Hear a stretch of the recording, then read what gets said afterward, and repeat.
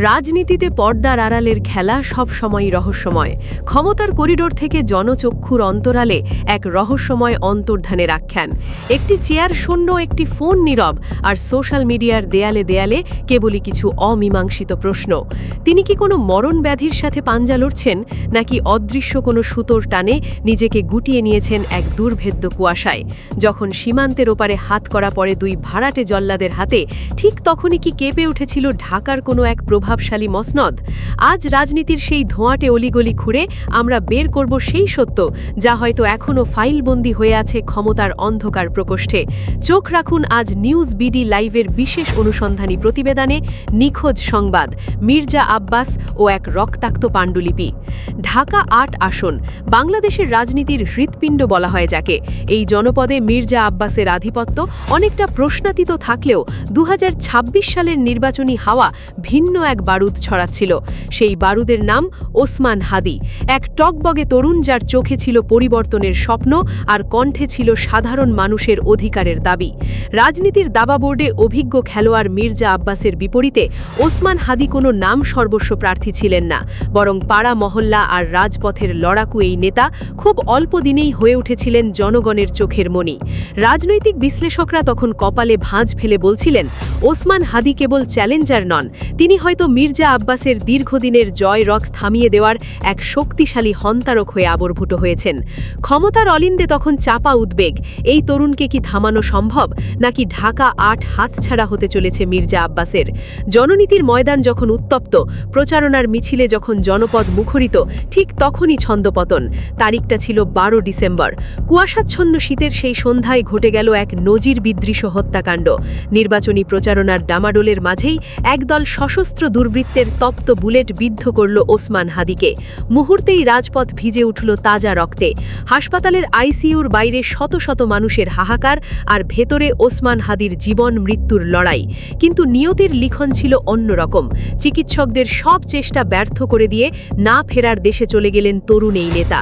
এই একটি মৃত্যু কেবল একজন উদীয়মান নেতার জীবনের অবসান ঘটাল না, বরং বদলে দিল পুরো নির্বাচনী সমীকরণ।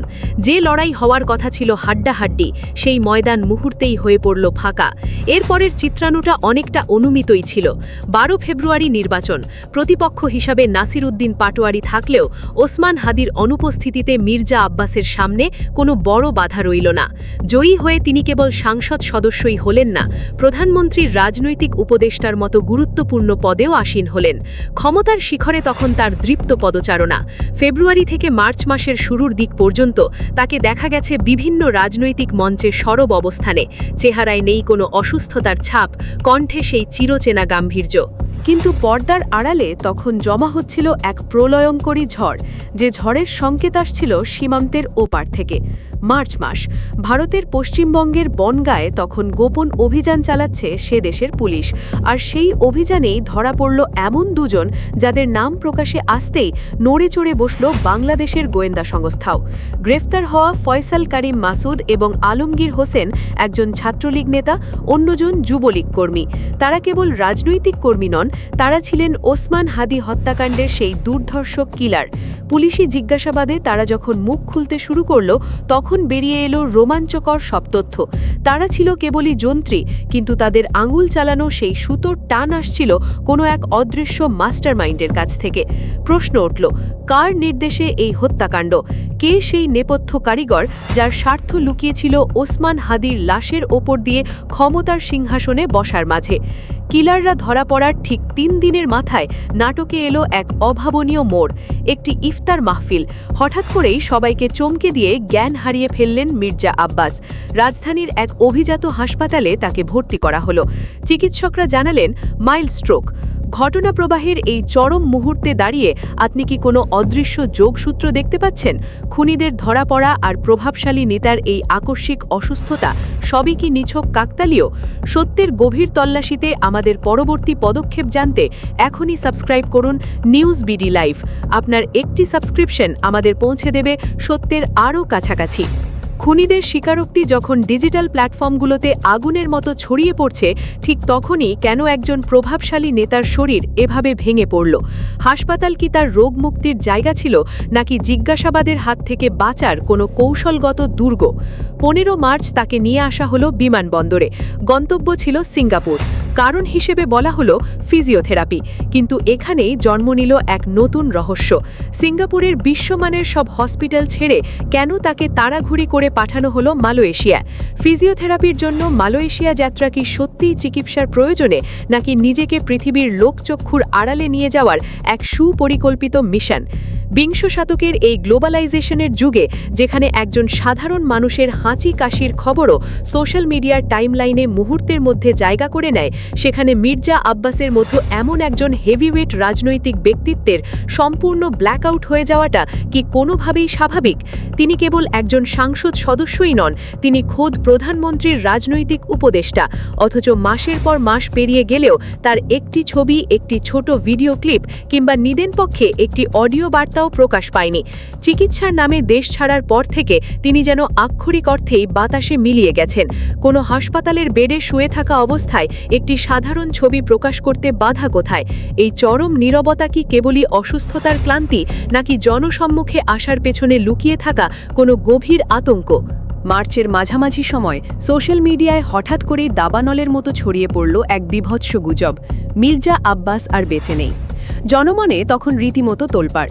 এই গুজবের আগুন নেভাতে গণমাধ্যমের সামনে হাজির হলেন তার ব্যক্তিগত সচিব। তিনি বেশ জোর গলায় দাবি করলেন মির্জা আব্বাস জীবিত আছেন এবং বিদেশে তার নিবিড় চিকিৎসা চলছে। কিন্তু নেটিজেনদের তীক্ষ্ণ প্রশ্নের তীরে সেই দাবি খুব দ্রুতই খেই হারিয়ে ফেলল। সাধারণ মানুষের দাবি ছিল অত্যন্ত যৌক্তিক: যদি তিনি সত্যিই বেঁচে থাকেন এবং চিকিৎসাধীন থাকেন, তবে গুজবের অবসান ঘটাতে মাত্র কয়েক সেকেন্ডের একটি ভিডিও বার্তাই তো যথেষ্ট ছিল। কেন সেই অতি সাধারণ কাজটি করা হলো না? কোন অদৃশ্য দেয়াল তাদের একটি ছবি প্রকাশ করা থেকে আটকে রেখেছে? এই প্রশ্নগুলো যখন ইথারে ভাসতে শুরু করল, তখন ব্যক্তিগত সচিব বা দলের হাই কমান্ড সবার মুখেই যেন কুলুপাটা।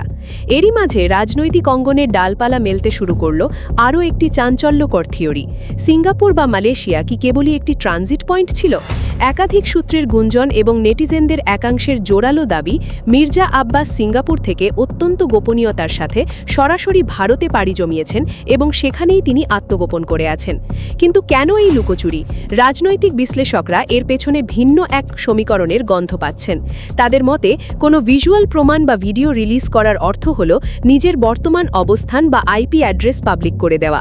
আর একবার যদি তার অবস্থান নিশ্চিত হওয়া যায়, তবে দেশি বিদেশি গণমাধ্যম কিংবা তদন্তকারী কর্মকর্তারা খুব সহজেই তার সাথে যোগাযোগের চেষ্টা করতে পারেন।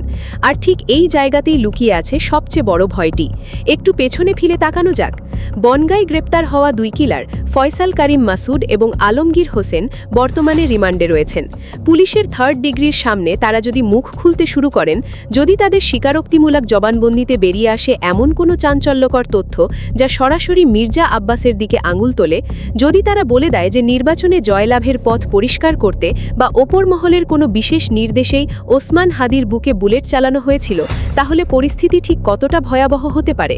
তদন্তের স্বার্থে তখন মির্জা আব্বাসকে দেশে ফিরিয়ে এনে সরাসরি জিজ্ঞাসাবাদ করার আইনি বাধ্যবাধকতা তৈরি হতে পারে। ঠিক এই আইনি জটিলতা এবং তদন্তের বেড়াজাল থেকে নিজেকে সুরক্ষিত রাখতেইটি এই আকস্মিক অসুস্থতার নাটক সাজানো হয়েছে। সাধারণ মানুষ থেকে শুরু করে সচেতন নাগরিক সমাজ সবাই আজ এই বিদেশ যাত্রাকে নিছক কোনো চিকিৎসা সফর হিসাবে মানতে নারাজ।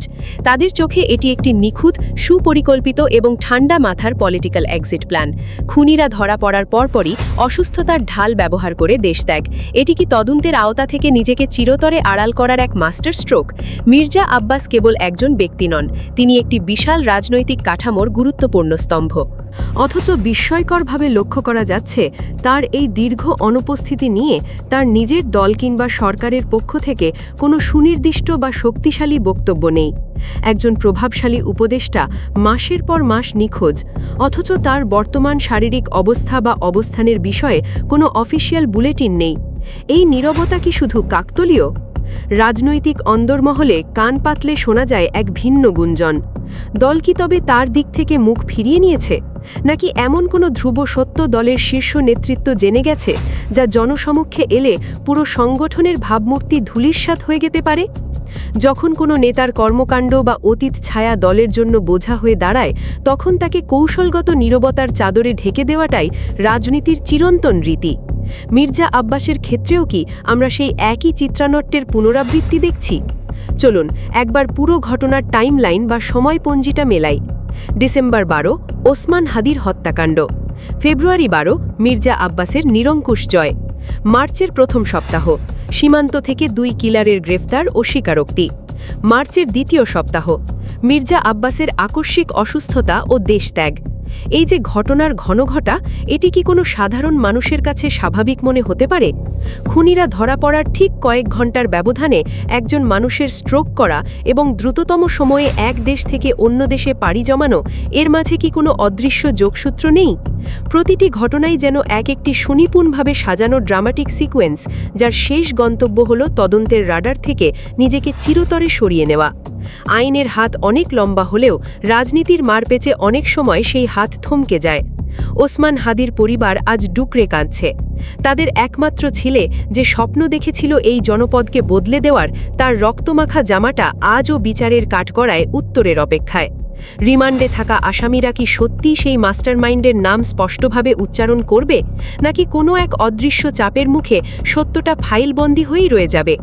সোশ্যাল মিডিয়ায় প্রতিদিন নতুন নতুন থিওরি জন্ম নিচ্ছে। কেউ বলছেন তিনি আর কোনোদিন ফিরবেন না, কেউ বলছেন তিনি নতুন পরিচয়ে অন্য কোনো দেশে থিত হয়েছেন। তবে আসল সত্যটা হয়তো লুকিয়ে আছে সেই নীরব হসপিটালের কেবিনে, যেখান থেকে আজ পর্যন্ত কোনো তথ্য বেরিয়ে আসেনি। মির্জা আব্বাসের এই অসুস্থতা কি তবে রাজনীতির ইতিহাসের অন্যতম শ্রেষ্ঠ একটি অভিনয়, নাকি এটি একটি অপরাধ বোধ থেকে জন্ম নেওয়া পলায়নপর মনোবৃত্তি? অন্ধকার যতই গভীরই হোক না কেন, সত্যের আলো একদিন না একদিন সেই অন্ধকার ভেদ করে বেরিয়ে আসবেই।